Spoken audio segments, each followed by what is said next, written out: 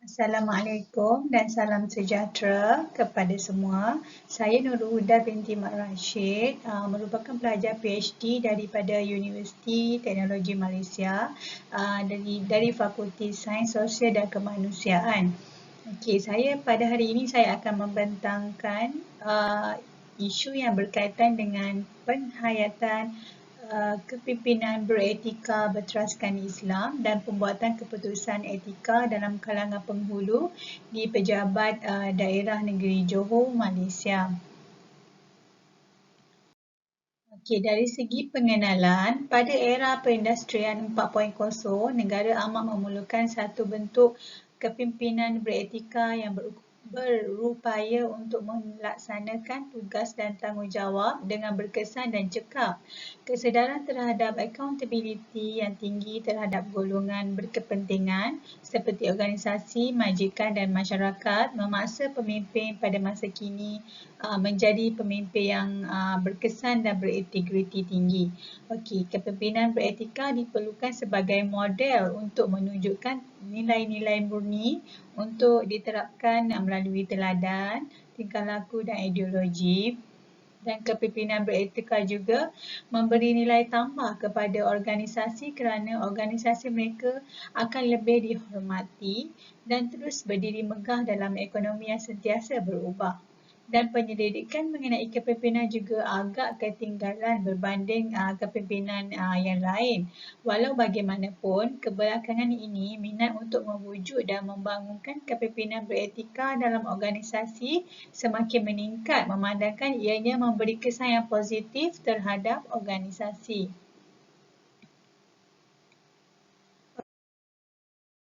Objektif penyelidikan ini adalah terdiri daripada 4. Yang pertama, mengenal pasti tahap penghayatan kepimpinan beretika dan pembuatan keputusan dalam kalangan pemimpin komuniti iaitu penghulu. Yang kedua, mengenal pasti sama ada terdapat hubungan di antara penghayatan kepimpinan beretika dengan pembuatan keputusan beretika.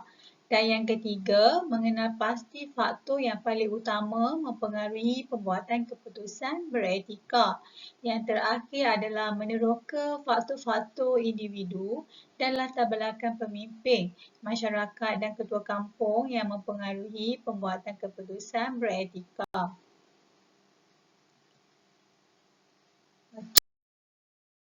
Dari segi definisi konseptual kajian, menurut Kamus Dewan Bahasa Melayu edisi yang keempat, penghayatan bermaksud perihal menghayati dan merasai dalam batin dan kepimpinan beretika merujuk kepada keupayaan pemimpin menunjukkan tingkah laku yang baik, sesuai dan betul dari segi moral serta mengutamakan kepentingan pengikut dan organisasi serta dapat pula mempengaruhi pengikut melalui amalan-amalan yang tertentu. Dan pembuatan keputusan etika pula satu kebolehan dan kepakaran yang berasaskan kebolehan dalam menyelesaikan masalah moral dan etika yang memerlukan pembuatan keputusan berasaskan nilai. Dari segi operasional, penghayatan dalam kajian ini merujuk kepada perasaan pemimpin sama ada beliau memahami konsep etika atau sebaliknya dalam melaksanakan tugas dan tanggungjawab kepada komuniti. Kepimpinan beretika pula merujuk kepada sikap atau tindakan yang dilakukan oleh pemimpin sama ada beretika atau tidak dalam memimpin para pengikutnya. Yang seterusnya, pembuatan keputusan etika dalam kajian ini merujuk kepada keupayaan pemimpin komuniti menyelesaikan sesuatu masalah yang berkaitan dengan moral dan tindakan berasaskan nilai. Teori dan model yang digunakan dalam kajian ini yang pertama adalah teori daripada Cooper 1998 yang mana teori Cooper menjelaskan terdapat 4 faktor yang penting yang mempengaruhi pembuatan keputusan etika pekerja iaitu ciri-ciri individu, struktur organisasi, budaya organisasi dan jangkaan masyarakat. Menurut Cooper, seseorang individu atau penjawat awam ini perlu memegang kepada jenis tanggungjawab iaitu tanggungjawab objektif dan subjektif. Tanggungjawab objektif merujuk kepada tanggungjawab seseorang kepada beberapa badan bersama seperti tugas-tugas yang melibatkan undang-undang, anggota bawahan, pencapaian matlamat yang berkaitan dengan organisasi dan tuntutan masyarakat. Manakala tanggungjawab subjektif pula berasal daripada kepercayaan kita sendiri kepada kesetiaan, hati nurani dan pengenalan diri. Okey, dalam Islam, ciri-ciri individu ini didasarkan kepada konsep bekerja dan hidup berasaskan etika kerja Islam yang mana ia berasaskan Al-Quran dan As-Sunnah, di mana nilai-nilai Islam itu penting dalam mempengaruhi individu yang agar mereka dapat membuat keputusan dengan beretika. Pada dimensi struktur organisasi pula, ia merujuk kepada bagaimana tugas-tugas dibahagikan, dikumpul dan dirumus. Manakala pada peringkat budaya organisasi, nilai-nilai kepercayaan amalan yang membentuk perilaku seseorang dalam organisasi. Di antara nilai-nilai organisasi yang membentuk budaya organisasi ialah keterbukaan, kepercayaan, inisiatif, kerjasama dan sebagainya. Pada peringkat jangkaan masyarakat pula, ianya meliputi penyertaan masyarakat, undang-undang dan dasar-dasar yang akan mempengaruhi pertimbangan keputusan etika sebagai penjawat awam tu terhadap masyarakat. Seterusnya, model pembangunan etika kognitif, Kohberg. Teori ini dianggap sebagai teori pertama yang diusahakan oleh Kohberg sendiri yang digunakan untuk menjalankan kajian psikologi yang boleh mengukur keputusan etika oleh seseorang individu. Di mana dalam model ini, dia menyatakan bahawa kemajuan moral seseorang akan berkembang melalui suatu peringkat yang tersusun, di mana bermula daripada peringkat yang paling asas iaitu peringkat pertama sehinggalah ke peringkat yang tertinggi iaitu peringkat yang ke-6. Dan manusia akan melalui 6 peringkat ini dalam proses pengambilan keputusan etika moral. Keenam peringkat model ini pula akan menjelaskan bagaimana tahap kematangan kognitif seseorang individu itu berlaku apabila mereka melalui urutan secara hierarki menaik. Kemudian Kohberg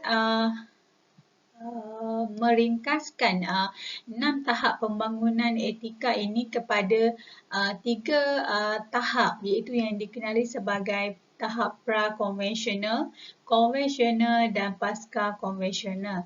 Tahap ini juga dikenali sebagai tahap rendah ataupun pra-konvensional, tahap sederhana, konvensional dan tahap pasca-konvensional tu tahap yang paling tinggi. Okey, dalam ini individu dan faktor-faktor situasi memainkan peranan yang penting dalam memastikan pelakuan ataupun sesuatu tindakan itu mengikut tahap kematangan etika mereka. Seterusnya, model Trevino 1986. Tujuan Trevino membangunkan model ini adalah untuk memperkukuhkan lagi model yang sedia ada iaitu yang dihasilkan oleh Kohberg yang terlalu menekankan kepada aspek kognitif yang mana cara seseorang berfikir itu berkaitan dengan pilihan moral sahaja. Sebaliknya, Kohberg harus melihat dengan lebih mendalam ke atas elemen tingkah laku sebenar yang wujud akibat tindakan seseorang individu itu. Dan Trevino juga menekankan bahawa pembuatan keputusan etika dalam sebuah organisasi itu dapat ditentukan melalui interaksi antara faktor peribadi dan faktor organisasi yang mampu mempengaruhi tahap pembangunan etika kognitif individu. Dan Trevino juga menyatakan bahawa terdapat 3 pemboleh ubah moderator situasi iaitu pemboleh ubah pengalaman kerja, budaya organisasi dan ciri-ciri kerja. Ketiga-tiga pemboleh ubah ini memberi kesan terhadap kognitif perkembangan moral individu ke arah tingkah laku mereka. Dan individu dan faktor situasi juga memainkan peranan yang penting sebagai moderator tingkah laku. Moderator individu meliputi kekuatan ego, pergantungan kepercayaan dan lokus kawalan, yang mana kekuatan ego merujuk kepada kemampuan untuk mengendalikan diri sendiri, dan feel dependence merujuk kepada sejauh mana individu tersebut bergantung kepada situasi luaran dalam membuat keputusan. Dan lokus kawalan pula menjelaskan tentang tanggungjawab kawalan yang menentukan kawalan dalaman dan luaran, yang memandu mereka untuk bertingkah laku dengan beretika dan bertindak menurut pertimbangan apa yang betul.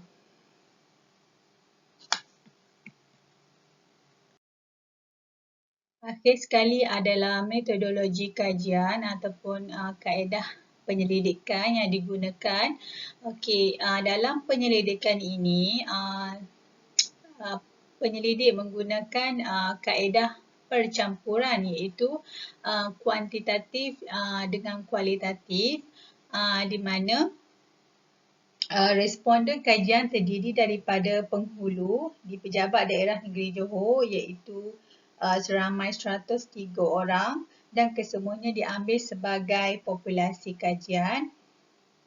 Instrumen kajian ialah menggunakan soal selidik, iaitu sebanyak 42 soalan yang terdiri daripada 3 bahagian, iaitu bahagian A, demografi, bahagian B, kepimpinan beretika yang terdiri daripada 20 soalan, dan bahagian C terdiri daripada 15 soalan mengenai pembuatan keputusan beretika. Bagi kaedah kualitatif pula, penyelidik ini akan menggunakan kaedah perbincangan kumpulan fokus atau Focus Group Discussion (FGD) ke atas 10 orang penghulu yang dipilih untuk menjawab beberapa persoalan kajian, dan data akan dianalisis menggunakan perisian SPSS version 16 bagi kaedah kuantitatif dan MVivo 12 bagi kaedah kualitatif. Sekian. Terima kasih. Diharap perkongsian ini akan memberi impak dan pemahaman yang berguna kepada semua penonton dan bakal penyelidik.